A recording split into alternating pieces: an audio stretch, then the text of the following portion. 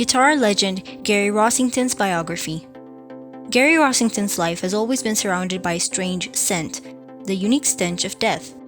From the time his father died when he was a child, his life has been shaken by cruel visits from the Lady of the Scythe. In 1971, his mother died, the person he was closest to and in honor of which he named his late Paul Standard of 59 Bernice. In 1976, a car accident came close to costing him his life, which led to his comrade Ronnie Van Zant to dedicate the song That Smell to him. And then shortly after, a plane crash took Van Zant and other members of his band. Then, little by little, the rest of his Lynyrd Skynyrd companions died, leaving him the only survivor. In recent years, he has suffered several heart attacks and is currently on a farewell tour. It could be said that he is a cat living his seventh life, but for someone who has always appeared to be surrounded by tragedies, Gary Rossington has fulfilled most of his dreams, and his mythical Bernice hangs flanked by the guitars of his two great idols, Duane Allman and Eric Clapton, at the Rock and Roll Hall of Fame. Rossington was born on December 4, 1951 in Jacksonville, Florida. His first passion was baseball, but everything changed when he saw the Rolling Stones on television. At 13, he bought his first guitar, an acoustic Silverstone, which cost him $8 and that he still keeps. At that age, he began to play, although he continued playing the national sport. It was on the playground where he met a boy 3 years older that had terrified the city, Ronnie Van Zant. Zant had a reputation as a tough guy, but he was also interested in music. One day, he approached him and proposed that they play together. The guitarist was accompanied by his friend Bob Burns, who played the drums. But before playing music, they decided to play baseball for a while, and Van Zant almost killed Burns after hitting him with the ball after a strike. With such a reputation, it was not so surprising that when they appeared at the house of another classmate from Rossington, Alan Collins, Collins ran away when he saw Van Zant. He had to be convinced that Zant was only there to play some music.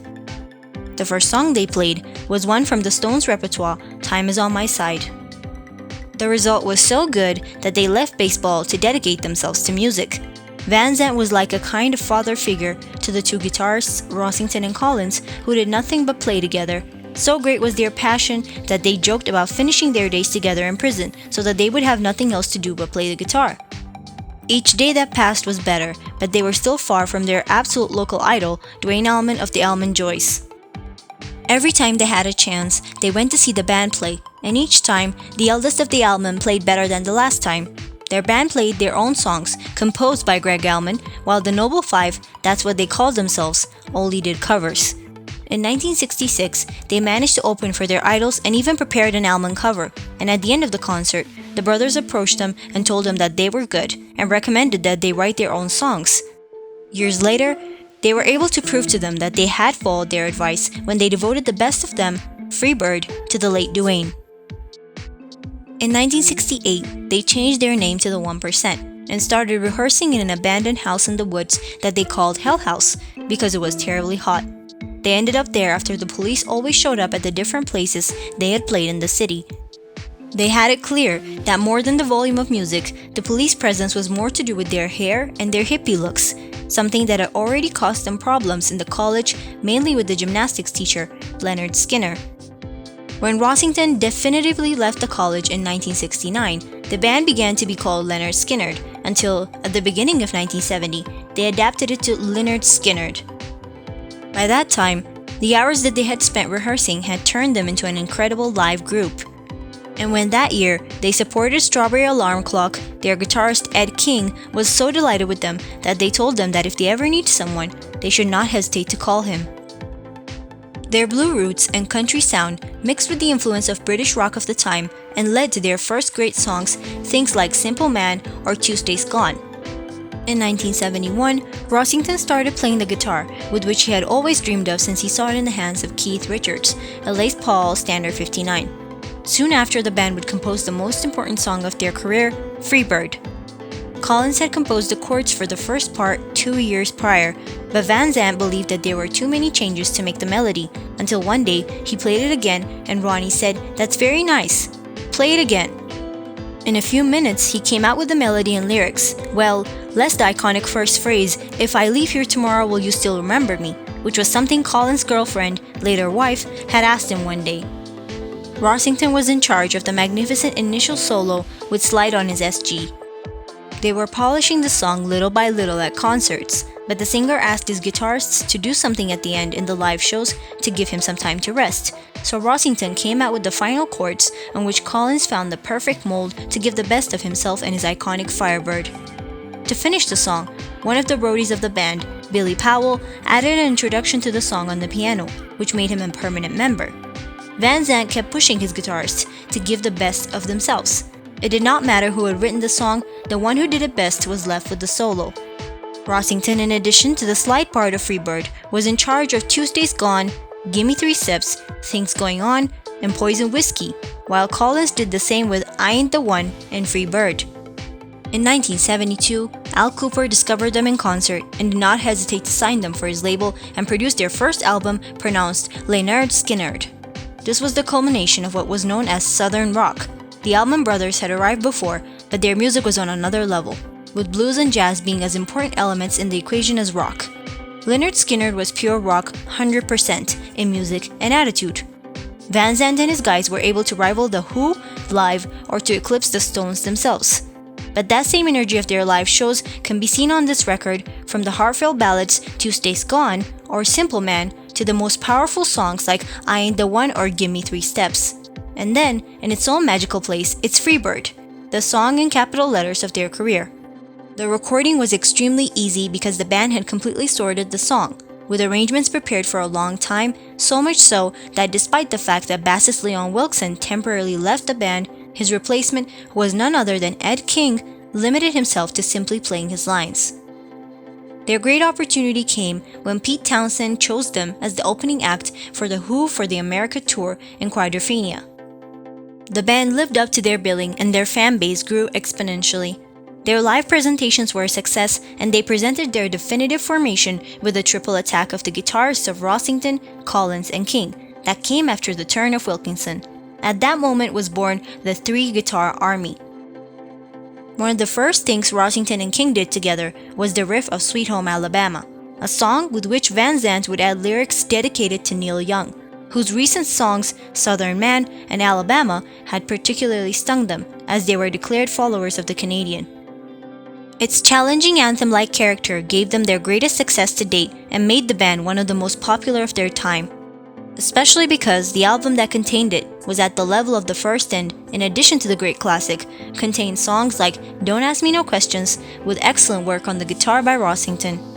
Second Helping was again produced by Kooper, and during his recording they had a very special visitor, John Lennon himself. The album was an absolute success, and it represented the first appearance in the studio of the three-guitar army composed by Rossington, Collins, and King. But things did not progress in the right way. The tour of 1975 was a torture and took with it drummer Burns, who had a nervous breakdown. Their third album, Nothing Fancy, was one step below the first two, and things with King were not going in the best way either. The only non-Southerner in the group felt like a hippie among hard cowboys. After an incident with Van Zandt, he decided to resign and go to California. The following album was ballasted by his departure, in spite of having great songs like the title track Give Me Back My Bullets, composed by Rossington and Van Zandt. Almost everyone in the band was convinced that the three guitars had to be recovered, so they started looking for a replacement for King. There were names on the list as big as Leslie West, but the position was filled by the little brother of Casey Gaines, one of the members of the Honkettes, the female backing singers of the band. The arrival of Steve Gaines and his Stratocaster was a breath of fresh air for the band, which then regained the shape of the early days, as can be seen in the splendid live One More from the Road, recorded shortly after the incorporation of Gaines. Everything was back in its place, and both Rossington and Collins were inspired by the arrival of the new guitarist, something that was reflected in Street Survivors, the best record of the band since the time of Second Helping. Rossington contributed to the classic What's Your Name and left clear his huge class on the other songs, such as the prophetic That Smell. This song was the song that his classmates had dedicated to him, in a bid to make him take care of himself.